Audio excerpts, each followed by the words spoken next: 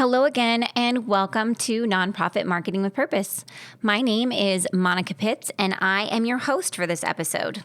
Now, in this episode, we're going to talk about 7 tricks to save time and perfect performance.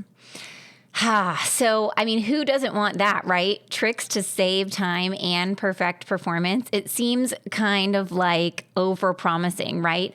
But I'm really not over-promising. I'm going to share with you tricks that I have learned in doing marketing for my company, and also tricks that I've discovered while in consulting sessions with my clients to help them reach more people with their marketing and save time and get better results. As a matter of fact, I'm actually using one of my 7 tricks right now because this episode originally aired on the Nonprofit Marketing with Purpose Facebook group as a Facebook Live.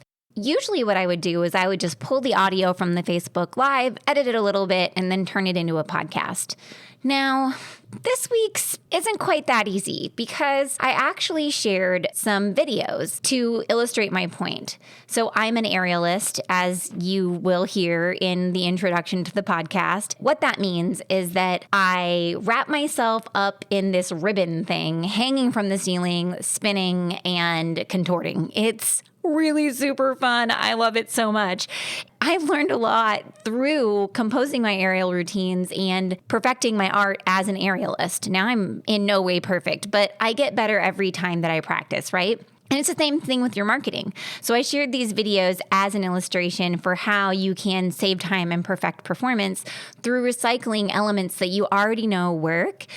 You don't have to relearn or remake, right? So if you want to see those videos, you can hop on over to the Nonprofit Marketing with Purpose Facebook group and check them out. And if you haven't already joined the group, you'll need to do so to be able to watch them. I do a Facebook Live there every other week. Really, the whole group is just about asking questions, finding solutions, and sharing successes with each other in a safe space. Now, let's get to those 7 tricks to save time and perfect performance. If you've ever listened to my podcast before, you know that sometimes I think of more tricks along the way. So we'll see if I end up with 7 or if I come up with more. But let's get to business. You're on a mission and you just need more people to know about it. And whether you're brand new to marketing or a seasoned pro, we are all looking for answers to make marketing decisions with purpose. I'm Monica Pitts, a techie, crafty business owner, mom, and aerial dancer who solves communication challenges through technology. This podcast is all about digging in and going digital. I'll share my marketing know-how and business experience from almost 20 years of misadventures. I'll be your backup dancer so you can stop doubting and get moving towards marketing with purpose. All right, so let's start with the backstory, right? I am an aerialist. So I just explained how that's dangling from the ceiling, wrapping myself in this ribbon or fabric, whatever you want to call it, and contorting. And then doing things that make you look strong because you have to be kind of strong to do them. Now, it's super fun, kind of Cirque du Soleil magic stuff, right? And I started doing aerial about 3 years ago.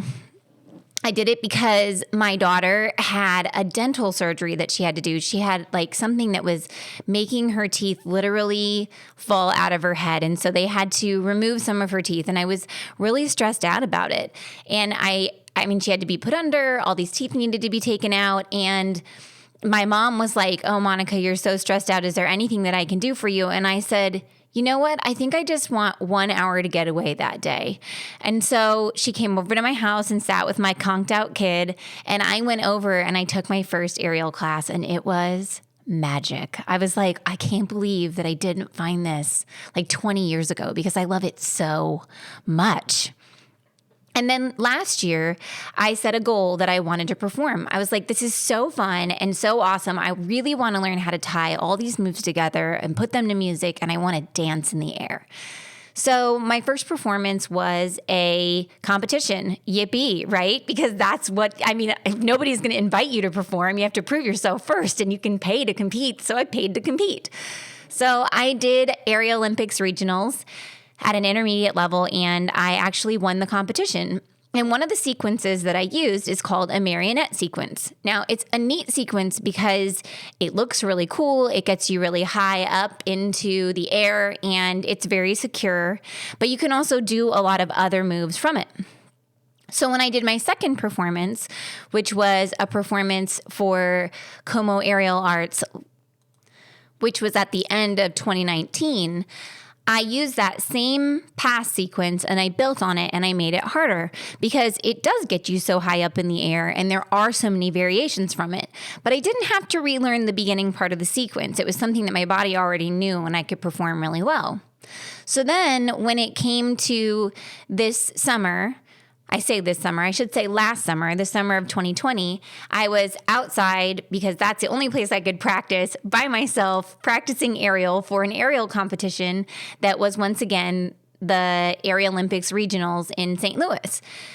And this time I was competing as an advanced aerialist. Now there are multiple levels for each type of aerial that you do. The highest level is pro. I'm advanced, so that's one underneath professional. So I had to take my skills up a notch, and I had never competed, obviously, at this level before, so I was pretty nervous about it. And I was trying to do all new things. I was trying to make it all different and harder and more impressive. But I was feeling very sad and unsupported because I was doing it all by myself in my backyard, right? Because I didn't have classes to go to and things to stimulate me and help me learn, just like so many other people I felt during the summer of 2020, right? So I called up one of my aerial coaches, Tina, and I was like, hey, can I come over to your house? Will you watch me do this? Will you give me some pointers? I need some help. And she said, oh yeah, sure. So I went over. I showed her the routine and I was like, this part right here, I just don't really think it's that impressive. I don't think that it's an advanced level move. And she's like, I know, Monica, the skill that you're doing looks really good on you, but what about your marionette sequence? The one that you did for the winter showcase for Como Aerial Arts. What about that one? And so she's like, just try it. Just put it in the routine. Let's just do it to music. And I did, and it was amazing. Tina's like, holy cow, I just got chills. That was so perfect. It went with the music perfectly. I perform it well because I'd done it so many times already. And so we took out that pass that I was trying to do that didn't seem quite right. We put in something that my body already knew mechanically, and all I had to do was make it work with this new style and music. And it's an amazing pass. It looked beautiful in competition, and I ended up getting third. Now, why am I telling you all these stories? It's because one technique can really produce endless variations in my aerial, and it's the same thing with marketing.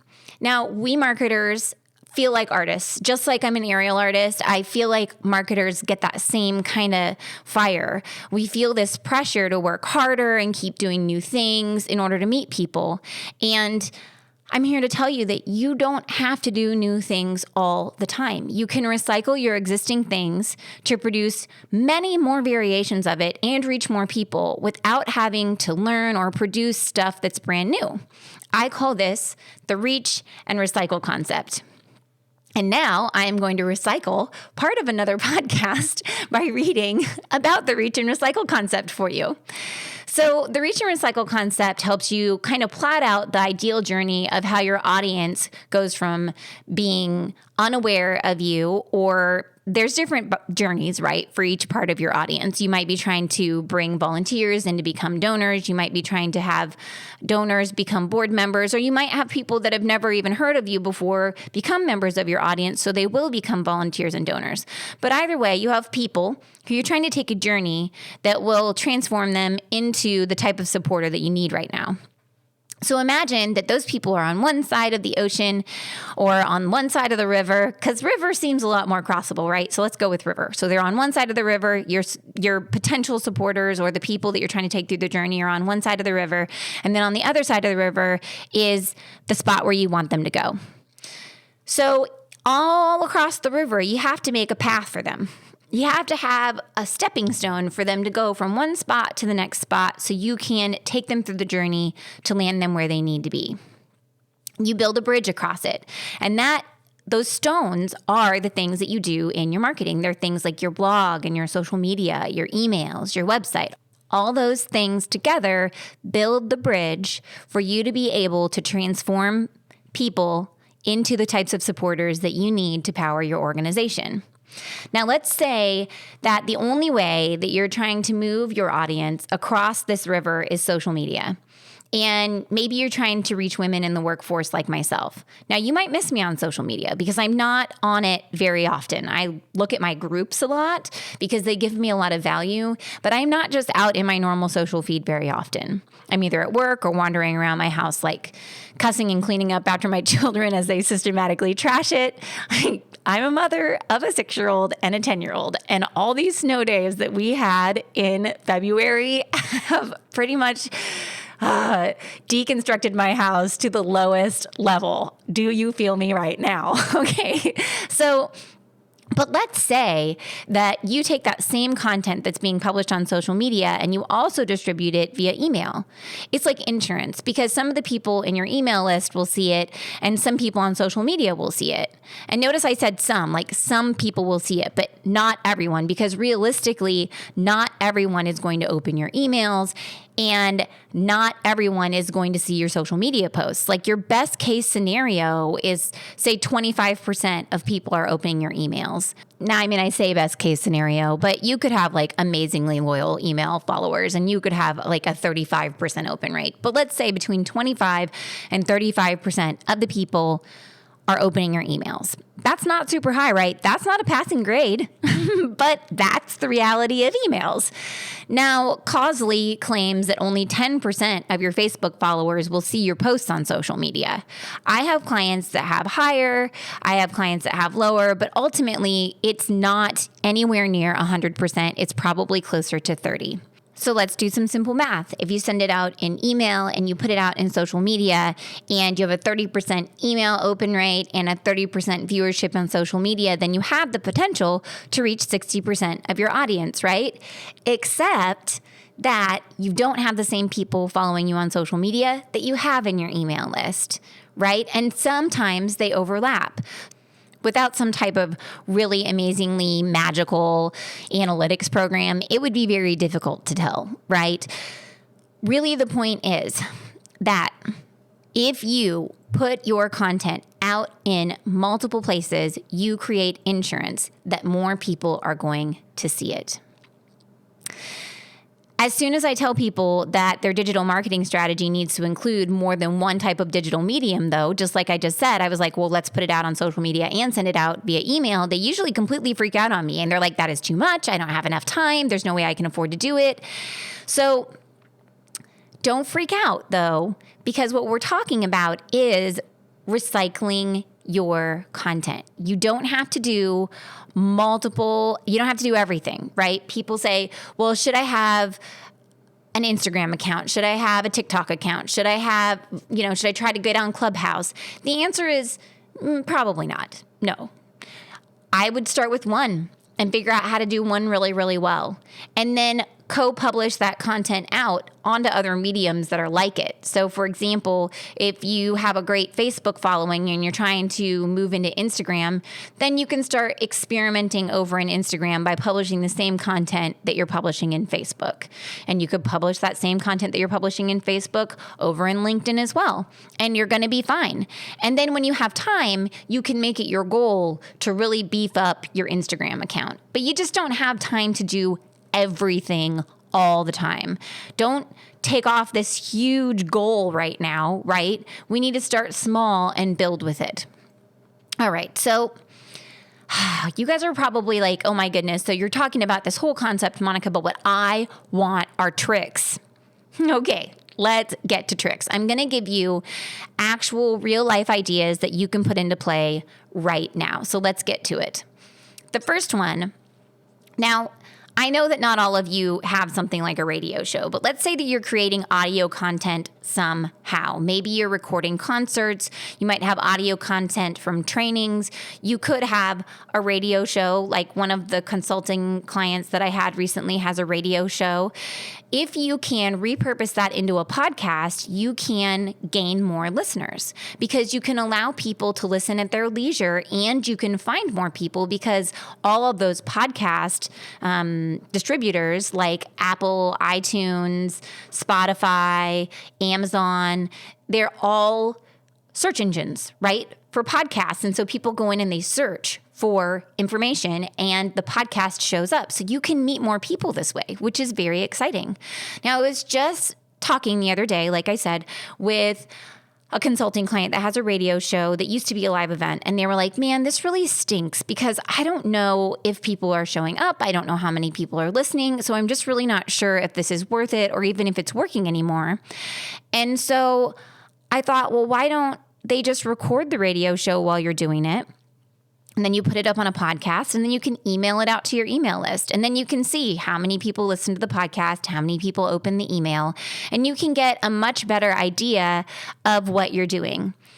And on top of it, then you will probably have more people listening because you will find people that you don't know yet, just like I just described with those podcast providers being search engines, right? And you'll also allow people more flexibility so they can listen to it whenever they want. They don't just have to show up for the radio show at a specific time. Side note, but the only radio shows that I ever showed up for at a specific time ever were the ones when I was nursing Ellis.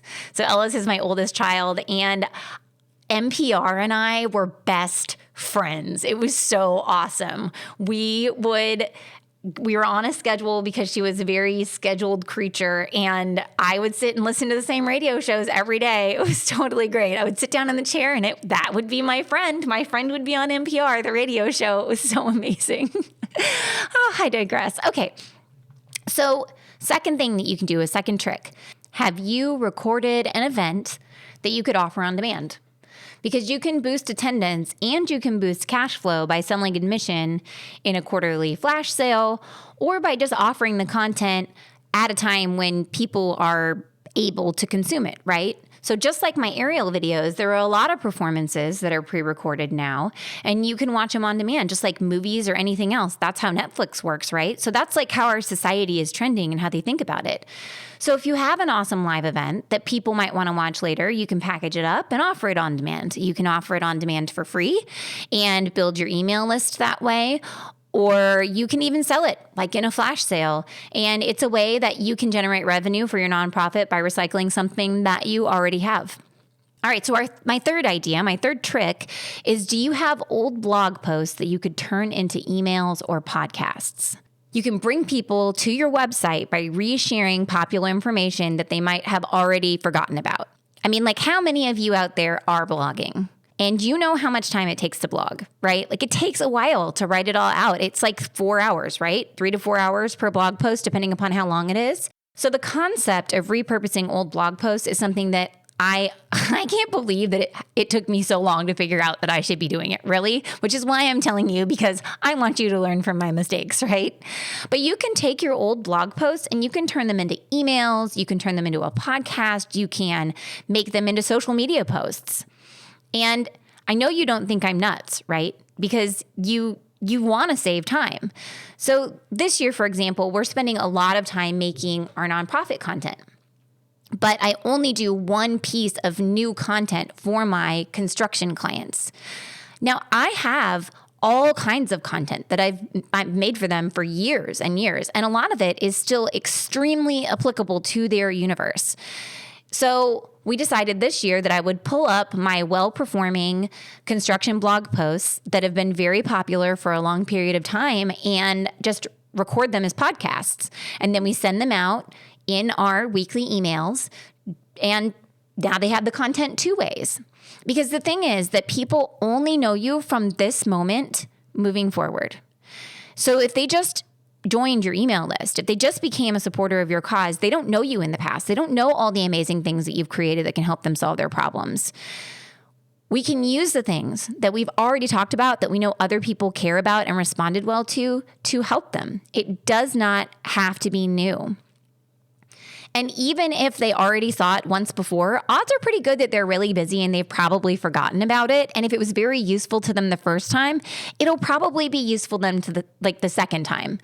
If any of you guys go to yoga, like, I'm a yogi, right? So I go to a yoga class and the teacher may have said something 14 times, but I didn't hear it in that moment that I'm in right then and there, right? I heard it in a different way. I heard it through a different lens. And then they'll say it in this new moment that I'm in right now. And I'll be like, whoa, that's what that means. Holy cow, you know? And so that's why you keep practicing, because it deepens that practice. It makes you better. And even if the teacher gives you the same prompt, you hear it differently. And we can share our same content and people will interpret it differently when they see it in a different moment, from a different point of view, in a different frame of mind. Okay, so what are we on now? Are we on like number 4? Yeah, we're on number 4. So do you have newsletters? Are you making newsletters right now? I know so many nonprofits make newsletters. You know what you can do with your newsletters? Oh, so many things, my friends. But one thing I really want you to think about doing is turning almost all the things in your newsletter into social media. So you can save time and make sure that everyone sees everything by taking each of the elements from your newsletter and posting about each one of them a few times on social media. Now, I've recently had 2 different consulting sessions where I've looked at organizations' newsletters and was just like, holy cow, this is a ton of content. Like, I can tell that they are spending a ton of time making their newsletters. And then I think, oh, please tell me that you're turning all of this into social media posts and updating your website with it and sending out in email newsletters. And most of the time, they're not doing that. And if you are not doing it, my friends, you need to start, because it is going to save you so much time. Each time I tell somebody about this, they're like, I never thought of that. You just saved me so much time. And that's why I'm telling you right now, because I don't want you to feel like you have to do different content for each medium. Friends, it does not need to be that way. Like I said before, the people that follow you on Facebook, they might not be the people on your email list. And the people that visit your website might not be the people on Facebook or the people on your email list. You don't know how people are using the bridge that you've built for them across that river to become the supporter that you need them to be. So you need to fill in those stepping stones with the same stuff so that way they can get it wherever they land.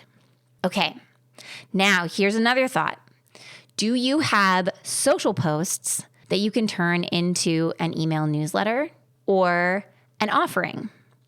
So you can take popular posts from your page or Facebook group or whatever medium you're on, and you can turn them into an offering to share with your audience and attract new audience members.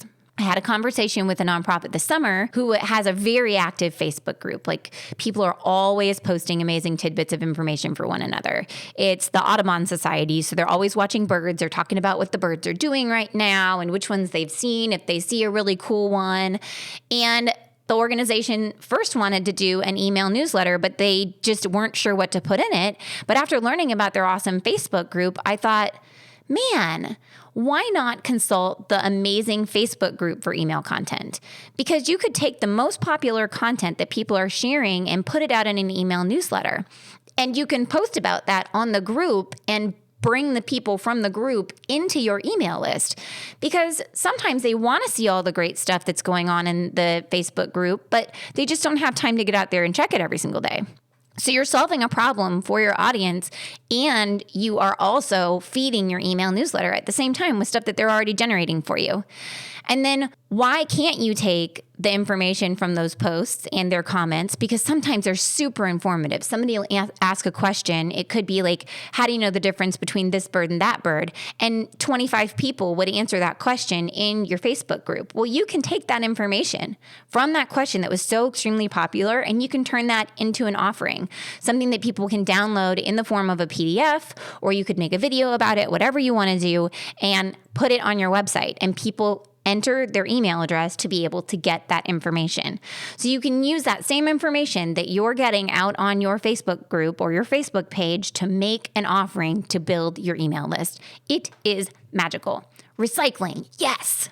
Okay, so then do you have social posts that you can share on your website? Right? Because we get a lot of awesome feedback on our Facebook pages. And I keep saying Facebook, but it's on social media. So we get all kinds of feedback from people in their comments and in the posts that they make on our pages. Can we share that on our website? Right? So now I'm not just talking about like the social feed. That's very fancy. And if you have a social feed on your website, that's totally awesome, but it doesn't live there forever, does it? It's only the most recent social posts. People go on social media all the time and they say really nice things about you in the comments and they tag you in posts. And those are the things that you can put in your email newsletter or that you can put on the pages of your website to show people real evidence of the awesome work that you're doing. And a very small bunny trail, if you are getting great testimonials or success stories, don't just put them in one page on your website. Like, they don't belong in a testimonials page with all the testimonials together.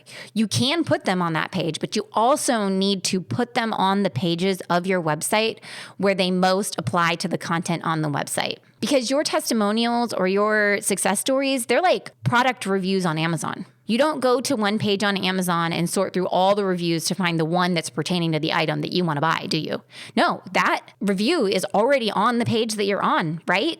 If it wasn't, you wouldn't have ever seen it because you would never go dig through that stuff. And people are not digging through that stuff on your website either. So pull them out and put them on the pages where they make the most sense and build that credibility for your organization. Like, let's copy Amazon. Like, clearly their system is working, right?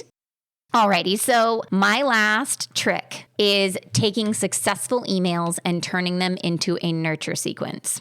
Remember, I just said earlier that people only know you from this moment forward, but you have so many great things that you have already shared.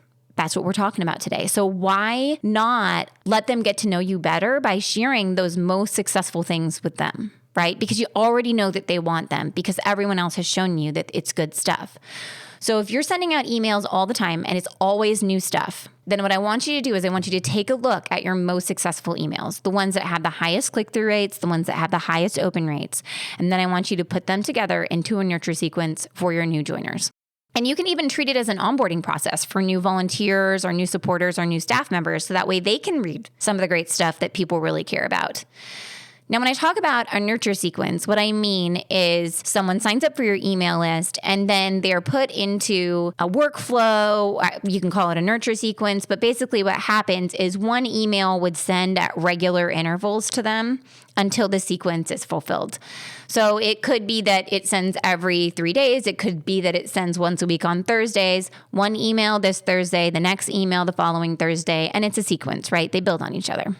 Now, in winter of 2020, we did a year-end fundraising training, and we also had email templates that we were selling for year-end giving. And I had some emails that I'd sent out that were just like the one that you may have opened to find this fabulous podcast. And they had amazing open rates, like over 40% of people had been opening these emails. And I knew for a fact that people really wanted and needed that information. Like, when I saw those open rates, I was like, holy cow. And so I created a nurture sequence for people who came to the website with those very emails. I did not rewrite them. I just put them into the nurture sequence. And then when new people downloaded something from my website, they got my most successful emails delivered, one per week.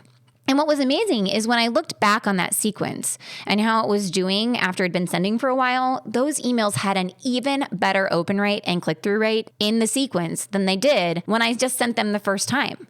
People really did want the information. I was like, holy cow, they didn't even ask for this email. And I sent it to them and they were so excited to have it because it was just what they needed at that moment.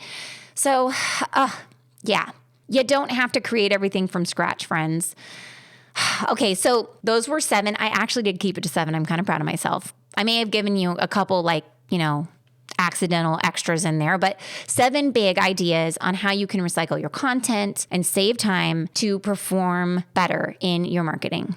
Now, here's my challenge for you. I want you to think about the ways that you can reach and recycle with your content using the things that you already have and that you already know work again and again so that you don't have to recreate the wheel and you can meet new people through your marketing. And let it work for you. Let all the work that you've done work for you so that way you can get back to what is most important, which is serving your mission, right? Okay, so let's take a quick second and recap all of those tricks that I just talked about, because I know I talk fast and sometimes it just goes woo real quick. So the first one is if you have a radio show or if you have videos or anything that you're recording audio for, can you convert it into a podcast? Number 2, have you recorded an event that you could offer on demand? Number 3, do you have old blog posts that you can turn into emails or podcasts? Number 4, do you have newsletters that you can turn into social media?